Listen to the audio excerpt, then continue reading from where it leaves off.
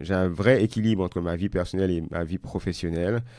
J'ai beaucoup de temps personnel pour mes hobbies. Mais comment j'y suis arrivé là et quelles sont les conditions? Bienvenue sur ma chaîne où je partage sans filtre les erreurs, mais aussi la méthodologie qui m'a permis de passer de solopreneur épuisé à entrepreneur épanoui. Allez, c'est parti, décollage pour un nouvel épisode. Hello, nous voilà du coup pour ce nouvel épisode. Trop content d'être avec vous. J'espère que vous allez bien. On va aujourd'hui adresser une problématique qui m'a encore été soufflée par un des auditeurs fidèles du podcast. Cette problématique, c'est comment on s'organise, comment on organise son temps quand on se lance pour la première fois dans l'entrepreneuriat. Euh, Moi, lorsque j'ai décidé de me lancer dans l'entrepreneuriat, après avoir négocié ma rupture conventionnelle, mon objectif, il était assez simple en fait, que mon entreprise me permette de générer un salaire à peu près équivalent à ce que j'avais en tant que cadre, donc quand j'étais salarié, dans un timing de 2 ans. Pourquoi cette période? Vous l'imaginez, cette période n'a pas été choisie au hasard. Cela correspond à la durée des indemnités chômage de Pôle emploi, qui va d'ailleurs être renommée France Travail. Et donc, moi, je m'étais mis la pression pour me dire comment je vais organiser mon temps, comment je vais optimiser mon temps jour après jour pour parvenir à cet objectif voilà, que je m'étais fixé. Donc, le fameux salaire, l'équivalent salaire de cadre au bout de 2 ans. Et en fait, je me suis rendu compte très rapidement que se lancer dans l'entrepreneuriat, c'est une aventure qui est passionnante, mais évidemment qui est difficile et que lorsqu'on démarre son entreprise, on doit être capable de jongler avec de nombreuses tâches, des tâches différentes, de se fixer des objectifs clairs pour réussir. Et donc, il faut apprendre à s'organiser, à organiser son temps pour être le plus productif possible. Alors moi, mes amis me surnomment Google Agenda parce qu'ils sont impressionnés par ma capacité à m'organiser dans ma vie personnelle et professionnelle. Mais malgré cette aptitude naturelle pour l'organisation, je dois avouer qu'il n'a pas été facile de trouver la bonne méthodologie dans mon organisation au quotidien pour mon entreprise. Mais avec le recul, je pense que c'est tout à fait normal. Aujourd'hui, je peux dire que j'ai une organisation qui me convient parfaitement. Dans mon organisation, j'arrive vraiment à avoir une charge mentale qui est vraiment limitée et des blocs de temps qui sont organisés et mes journées se ressemblent. Mes journées sont courtes et finalement, l'entreprise se développe au fur et à mesure. Mais en faisant le bilan, et c'est à chaque fois cet exercice que j'essaie de faire quand vous me posez des questions, et en remontant 6 ans, 7 ans en arrière, je me suis rendu compte qu'il y a vraiment eu des étapes dans l'organisation de mon temps. Et je pense que ces étapes sont assez structurelles. Ce que je veux dire par là, c'est que je pense que tout le monde, tout entrepreneur doit passer par là. Et puis chacun ira plus ou moins vite dans ces étapes. Moi, ça m'a pris 7 ans pour traverser ces étapes avec mon entreprise. Alors, c'est un peu imagé, c'est un peu conceptuel. Vous me direz dans les commentaires si vous avez bien aimé cette image et si ça fait sens pour vous. Mais globalement, moi, j'ai nommé ces étapes d'organisation de façon imagée. Donc, la naissance en première étape, l'enfance, l'adolescence, l'âge adulte et la maturité. Et donc, dans cet épisode, je vais vous partager des conseils et des astuces, des choses que j'aurais faites de la même manière si je devais recommencer et des choses que j'aurais fait différemment dans les différentes étapes que je viens d'évoquer. Avant de commencer, quand je me suis un petit peu creusé la tête et je me suis dit, bah tiens, effectivement, aujourd'hui, je suis content de l'équilibre que j'ai entre ma vie personnelle et aussi de finalement l'organisation que j'ai au niveau professionnel, je me suis demandé, est-ce qu'il y avait des conditions en fait de ce point d'arrivée de maturité, de ce quotidien en fait sans charge mentale pour un équilibre optimal entre sa vie personnelle et sa vie professionnelle. Alors, quand je dis maturité, faut pas entendre que je me définis aujourd'hui comme un entrepreneur rentier où j'ai plus rien à faire, voilà, que je suis à la plage tous les jours, etc., que tout tourne. Non, non, évidemment, rien n'est gagné, rien n'est absolument gagné et chaque année c'est un combat. Mais ce que je veux dire, c'est qu'aujourd'hui, c'est ce que je disais en introduction, mon quotidien, il est quand même assez simple. J'ai une organisation quotidienne qui est fixée avec des tâches quotidiennes, une méthodologie, et ça tourne, ça roule. J'ai un vrai équilibre entre ma vie personnelle et ma vie professionnelle. J'ai beaucoup de temps personnel pour mes hobbies. Mais comment j'y suis arrivé là et quelles sont les conditions? Alors, il y a beaucoup de conditions, mais moi, j'ai trouvé vraiment deux conditions qui permettent cela. La première, en fait, quand je regarde, c'est le fait d'avoir aujourd'hui et donc qui me permet de déléguer mes tâches, une grande partie des tâches, et surtout de me concentrer sur les tâches, moi, en tant qu'entrepreneur, en tant que pilote de l'entreprise, qui vont être les plus rentables. Donc ça, c'est vraiment le premier point. Euh, Durant les premières années, évidemment, j'étais seul. Et moi, donc, je l'ai évoqué dans les premiers épisodes, j'ai choisi d'attendre vraiment les ressources financières au niveau de l'entreprise et une stabilité d'entreprise avant de recruter. C'est personnel, peut-être que vous avez fait d'autres choix. Et donc, j'ai pu avoir une équipe qu'au moment où j'ai décidé que j'avais justement cette stabilité nécessaire. Donc, une équipe, ça, c'est vraiment quelque chose qui me permet, moi, d'avoir une organisation personnelle parce que je peux déléguer énormément de tâches et je peux vraiment me concentrer sur les tâches essentielles. La deuxième chose, c'est que aujourd'hui, à WeTech, qui est mon centre de formation, ben, on a des produits, on a une clientèle régulière sur ces produits, on a une crédibilité, on a une confiance. En gros, globalement, les clients viennent chez moi, les clients viennent chez nous pour acheter un produit. On a standardisé l'expérience. Cette expérience correspond à une demande claire d'un certain type de personnes. Et ça a pris des années pour bâtir cela. Et quand j'ai fait le bilan et j'ai regardé quel était mon agenda en fait durant les premières années, ben, je me suis rendu compte qu'en fait dans les premières années, j'allais, moi, chez les clients pour leur livrer une prestation, mais c'était une prestation que eux souhaitaient, comme ils l'entendaient, selon leur agenda, selon leurs modalités. Voilà. Donc globalement, je n'avais pas un produit. À chaque fois, il fallait que j'adapte. Ça ne veut pas dire qu'aujourd'hui, il n'y a pas d'adaptation, mais chaque fois, il fallait recommencer, il fallait s'adapter, il fallait sortir de l'entreprise. Et donc, ça prenait énormément de temps et ça ne permettait pas forcément d'avoir une organisation. Donc voilà, donc ces deux points sont importants pour moi.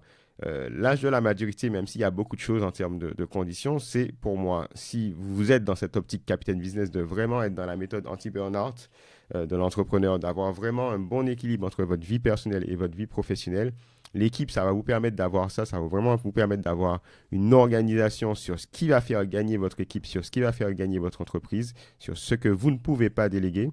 Et puis le fait d'avoir, en fait, une entreprise qui a un produit qui est installé, sur lequel il y a une crédibilité, sur lequel il y a une confiance, qui fait que les clients viennent chez vous, que c'est vous qui offrez l'expérience et c'est une expérience standardisée, même si elle peut être personnalisée.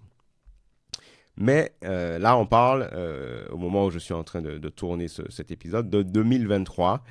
J'ai créé mon entreprise en 2016. Donc, vous voyez qu'il y a un petit moment qui est passé avant d'arriver à ce stade-là. Et ce que je vous propose de faire maintenant, c'est de faire le retour en arrière pour voir étape après étape, les fameuses étapes que j'ai énoncées tout à l'heure. Qu'est-ce que j'ai bien fait? Comment je m'organisais à l'époque? Qu'est-ce que j'aurais fait de la même façon s'il fallait recommencer? Et qu'est-ce que j'aurais fait différemment? Alors, si vous le voulez bien, on revient en 2016, le moment où je crée WeTech, donc mon centre de formation, je crée l'entreprise. Et moi, j'ai nommé cette étape, l'étape de la naissance. Et je pourrais le dire comme ça, ce serait chercher sa raison d'être et bâtir sa crédibilité. Voilà, chercher sa raison d'être et bâtir sa crédibilité.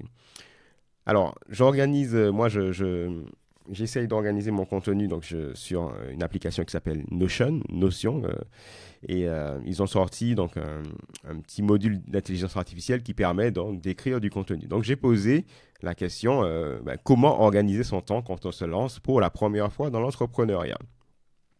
Et donc, Notion a écrit un petit texte avec l'intelligence artificielle où il y avait 3 parties. Établir un emploi du temps clair, prioriser les tâches importantes et éviter les distractions.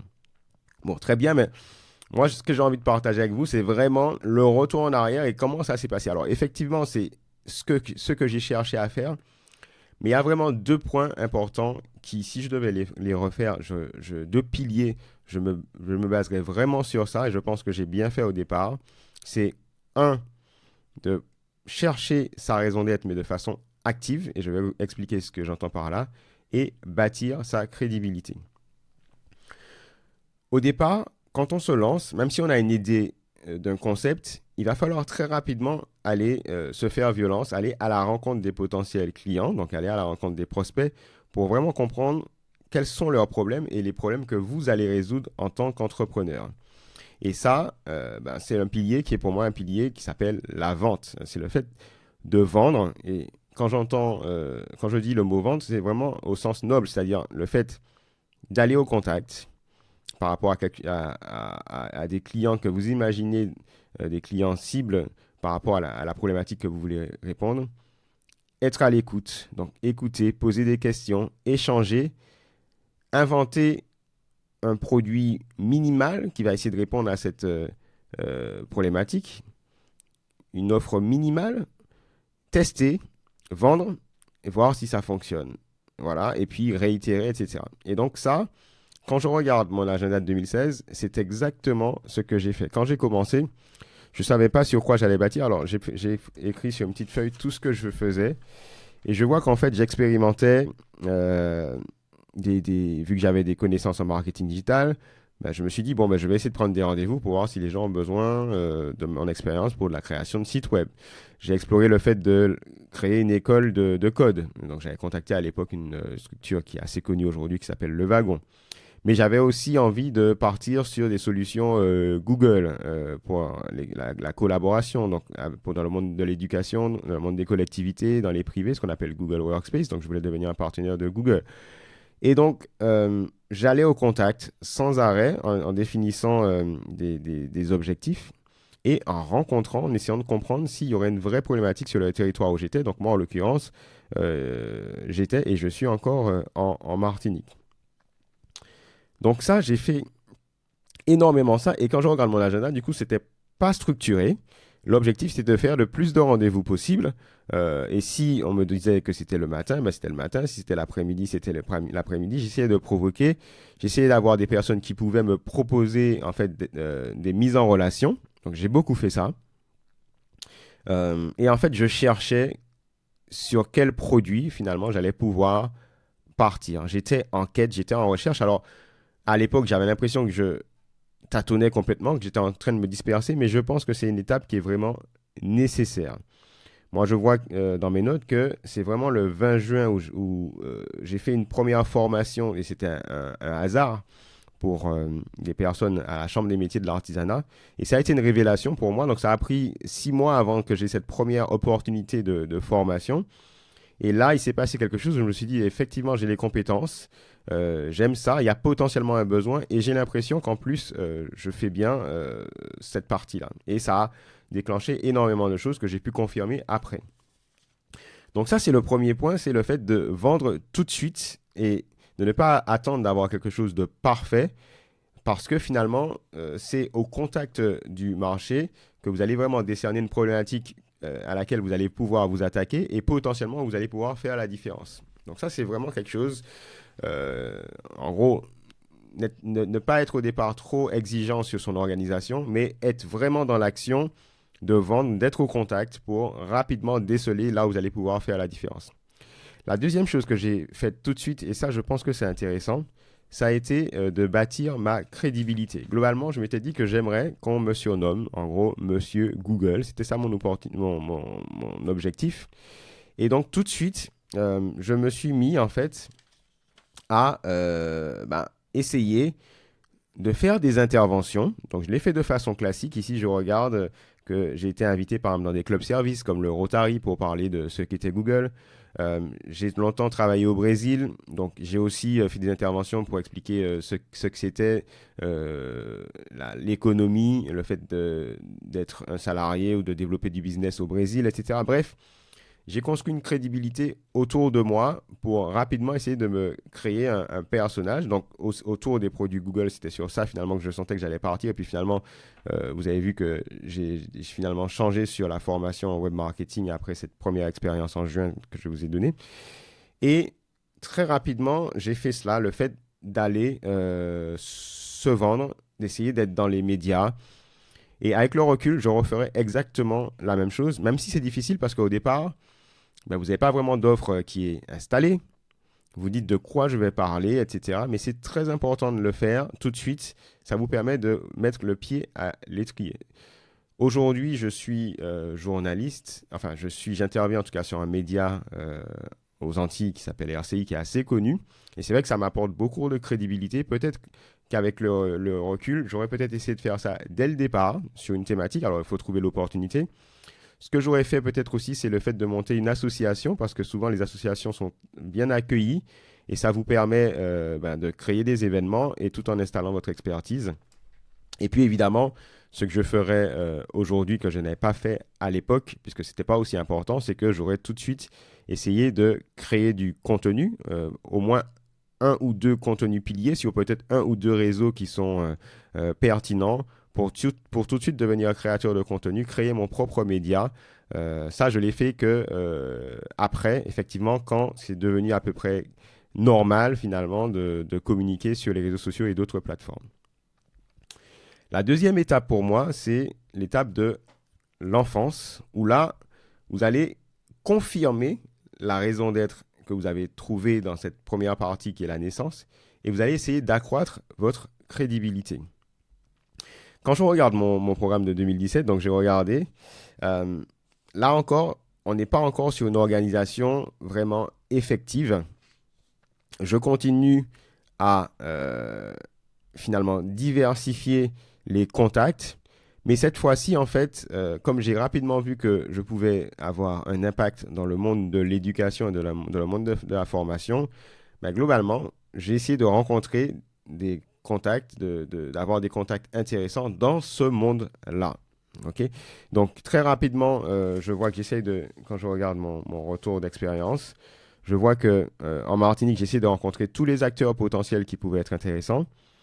Dès janvier 2017, je pars en Guadeloupe pour faire aussi un tour des clients potentiels.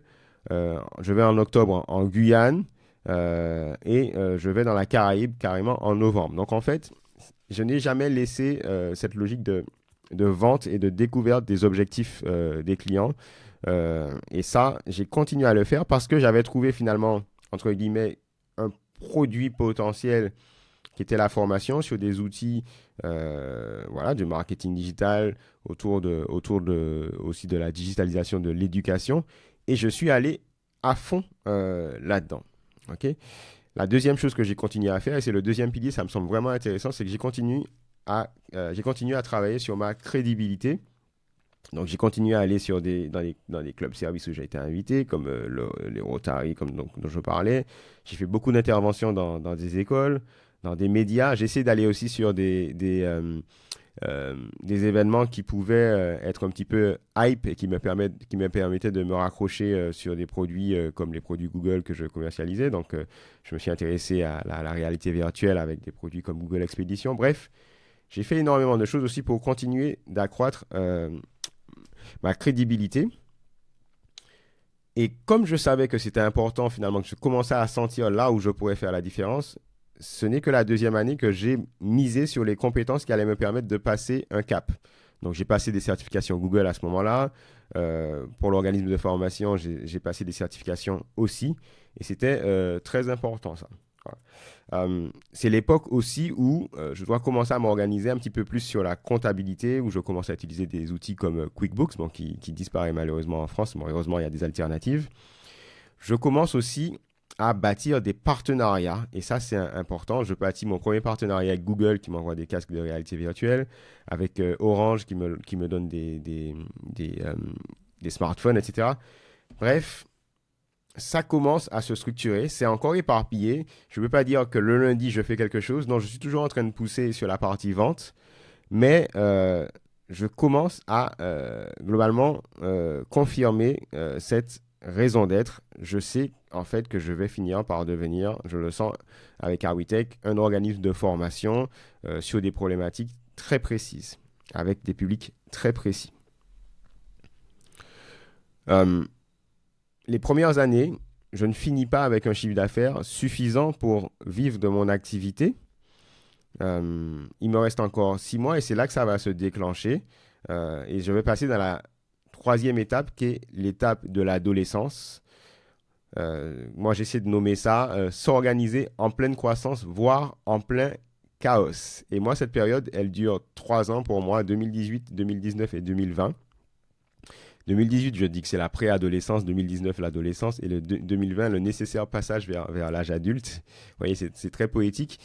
En gros, pour moi, tout le travail que j'ai fait en termes de crédibilité, en termes de vente, pour finalement trouver une offre qui intéressait, ben, au bout de 2 ans, enfin au bout d'1 an et demi, ça finit par payer. Et donc, vous allez entrer, j'espère pour vous, et peut-être plus rapidement que moi, dans quelque chose où vous allez avoir un monde de chaos. Moi, c'était ça, j'étais seul. J'appelle ça le règne du technicien. C'est que j'ai commencé à devoir moi-même délivrer énormément de prestations. Alors que ça m'arrivait dans les 2 premières années d'avoir 1 ou 2 prestations, des formations ou de l'accompagnement par semaine. Là, je passe à 3 ou 4 matinées en 2018. Puis après, ça va être des journées entières, 3 ou 4 journées en 2019. Et donc là, ce qui est très compliqué, c'est que vous rentrez dans une phase où potentiellement vous avez un risque de burn-out parce que vous êtes à la fois toujours un commercial, vous continuez à vendre et à répondre aux sollicitations, mais vous êtes aussi technicien, c'est-à-dire que vous êtes sans arrêt sur le terrain à délivrer une prestation et vous devez le faire en quantité, mais vous devez vous assurer que vous n'allez pas faire s'écrouler ce que vous avez bâti, c'est-à-dire que vous devez maintenir une certaine qualité. C'est très important de maintenir à la fois cette qualité. Donc, c'est la période qui était très difficile. Et donc, si vous avez écouté d'autres podcasts, moi, en 2019, je finis l'année sur les rotules avec le dos bloqué, avec un risque vraiment de burn-out. Petite page de pub, si ce contenu te plaît, vraiment, abonne-toi si ce n'est pas encore le cas et like le contenu pour que d'autres personnes puissent le découvrir également. Allez, on y retourne. Je vous conseille quand vous prenez cette rampe-là, de vraiment vous écouter parce que vous risquez vraiment de laisser des plumes, voire plus. Et c'est pour ça que je dis que c'est le nécessaire passage vers l'âge adulte parce que c'est à ce moment-là que je fais le bilan et que je me dis, ben ça y est, j'ai les ressources financières suffisantes. Il est important maintenant que je m'entoure de prestataires et que je m'entoure également d'une équipe. Et c'est en 2020 que je vais faire le premier recrutement. Et en 2021, je passe réellement à ce que j'appelle l'âge adulte. Et pour moi, l'âge adulte, c'est le moment où je deviens vraiment maître de mon temps. Donc, j'ai appelé ça devenir maître de son temps grâce à une offre mature et à son équipe. Je le disais en introduction, l'offre mature, c'est que pour la première fois, c'est un moment d'épiphanie, vous avez tellement cherché que vous avez enfin un produit standardisé. Vous avez pour la première fois un produit que vous maîtrisez, qui est chez vous, entre guillemets, et globalement, vous avez du flux. Les gens vous contactent, les clients sont là, soit ce sont des clients fidèles ou des nouveaux clients, mais ils viennent pour ce produit que vous avez créé, qui répond clairement à une demande, et vous êtes en contrôle. Vous n'êtes plus en dispersion à aller à droite, à gauche. Potentiellement, c'est vous qui mettez les règles et vous arrivez à augmenter encore la qualité de ce que vous proposez. Donc ça, c'est vraiment génial. Et la deuxième partie qui va vraiment vous permettre de devenir maître de votre temps, et pour moi, c'est vraiment quelque chose qui est important, c'est que vous êtes entouré, alors soit de prestataires ou soit de personnes dans votre équipe. Et là, pour la première fois, vous allez pouvoir déléguer des tâches qui sont des tâches qui sont chronophages et qui ne sont pas finalement des tâches où vous faites la différence, et vous allez vous concentrer sur les tâches qui sont vraiment importantes pour vous. Moi, au niveau d'Awitech, au niveau de ma structure, il y a vraiment deux points importants. La vente, donc continuer à vendre, mais là, aller chercher des ventes que votre équipe ne peut pas chercher. Donc, c'est des gros contrats. C'est le fait de passer un peu plus de temps sur des problématiques, de passer un peu plus de temps sur des projets qui vont être, qui vont avoir un vrai impact sur votre chiffre d'affaires, puisque avec une équipe qui est importante, il faut aller sur des projets qui sont aussi plus importants. Et puis, le fait finalement de manager, de s'assurer que les équipes sont bien. Et puis je rajouterai quand même un dernier point qui me semble important, et là c'est pas forcément facile de déléguer, c'est que je pense que, et c'est encore ce que je fais, ce que je fais en ce moment avec vous, c'est la création de contenu, en fait, de continuer à bâtir son expertise, soit dans le monde virtuel des plateformes, des réseaux, ou soit dans le monde réel, dans les différents réseaux que vous allez avoir sur les territoires sur lesquels vous êtes. Et ça, c'est vraiment important. Alors, moi, 2021, pourquoi je dis que c'est l'âge adulte? C'est qu'à ce moment-là, je découvre aussi un livre qui s'appelle Deep Work de Cal Newport. Et il y a énormément d'enseignements dans ce livre, mais je garderai juste une partie des enseignements. C'est le fait d'avoir un agenda où vous faites tous les jours la même chose. Votre agenda est découpé en périodes. Et moi, pour la première fois, je peux vraiment mettre ça en place. Je sais que moi, par exemple, après, il faut se connaître, mais moi, je suis très efficace le matin. Donc, en gros, le matin, je décide de faire du deep work. Donc, de 8h à 10h, l'équipe sait que je ne suis pas... on ne peut pas me déranger, sauf urgence, et je travaille sur des points importants. À 10h, globalement, il faut que j'ai traité des problématiques qui auront vraiment fait la différence sur la journée. La réflexion que je me dis, c'est, à partir de ce moment-là, c'est que tous les jours, à 10h, il faut que j'ai fait la tâche la plus importante qui aura le plus de résultats possible pour mon entreprise. Et puis après, je garde des espaces, par exemple de 10h à 11h pour des imprévus. De 11h à midi, à cette époque, donc en 2021, 2022 également, je travaille sur tout ce qui est administratif, les ventes. Et puis, je garde l'après-midi pour le travail, être là pour mes équipes. Et puis, les échanges avec des clients. Voilà. Donc, c'est comme ça que je m'organise. Et pour la première fois, tous les jours, mon agenda est celui-ci.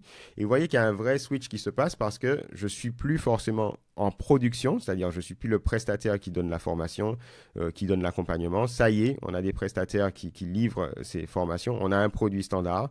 Et moi, je suis là en train de consolider, de gérer les équipes, de vendre pour aller chercher des contrats. Et là, pour la première fois, j'ai une charge mentale qui est limitée. Parce que mon quotidien se ressemble. Tous les matins, je me donne des objectifs, enfin en amont, mais tous les matins, j'essaye d'atteindre des objectifs qui vont vraiment faire de l'impact à 10h. Et puis le reste de la journée, c'est cool et j'essaie de terminer à l'heure que je me suis fixé, voilà, à 17h pour aller chercher mon fils. Donc ça, je trouve que on a souvent, quand on écoute des podcasts ou quand on écoute du contenu, on dit qu'il faut aller vers ça tout de suite. Alors, le fait d'être organisé, j'ai pas de souci par rapport à ça et potentiellement de faire les blocs de temps comme le propose la méthode Deep Work. Mais honnêtement, soyez indulgents avec vous. Si au départ, vous n'arrivez pas à faire ça, c'est normal parce que vous voyez, avant d'arriver à cet âge, entre guillemets, adulte, je suis passé par la naissance, par l'enfance, la préadolescence, l'adolescence, pour finalement réussir à avoir les conditions qui me permettaient vraiment de mettre en place cette organisation. Par contre, c'est important, c'est que dès les premiers âges de votre structure et de votre organisation, je pense qu'il faut vraiment se concentrer sur les actions qui auront réellement de l'impact et il faut plutôt aller chercher ces actions-là plutôt que la perfection de trop préparer. La dernière étape pour moi, c'est l'âge de la maturité. Alors, c'est pour moi celle qui permet d'explorer de nouveaux horizons pour préparer l'avenir. Globalement, vous avez quelque chose qui tourne. Moi, en 2022, en fait, je nomme un manager. Donc aujourd'hui, moi, je n'ai plus à manager directement toute l'équipe. Il y a une personne, donc ce manager, qui manage les équipes. Et donc, ça m'a libéré du temps, ce temps de management, même si je passe quand même du temps sur le management, pour travailler sur de nouveaux produits. Donc, ma nouvelle organisation, ça reste toujours le deep work, donc le fait d'être concentré sur des tâches très importantes le matin.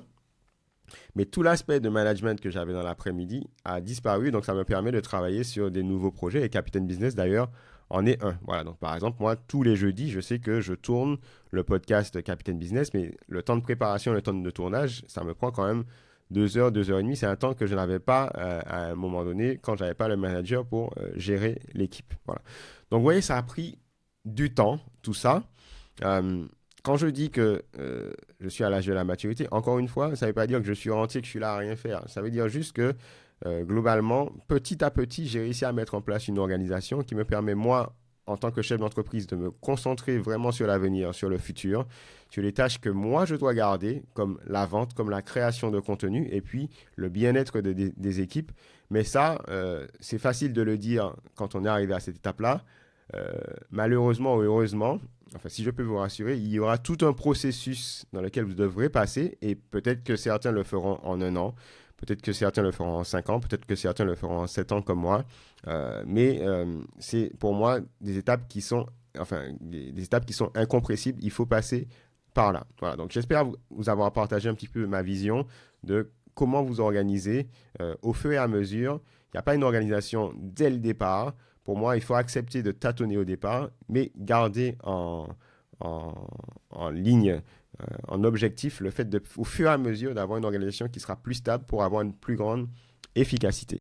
Si vous avez aimé cet épisode et que vous m'écoutez sur un podcast, laissez-moi une note de 5 étoiles, ça m'aide vraiment pour que le podcast soit plus connu. Et puis, si vous avez des retours, des commentaires, si vous êtes d'accord, pas d'accord, que vous avez des questions, mettez-moi ça en commentaire sur le podcast ou sur la vidéo si vous êtes en train de me regarder en vidéo.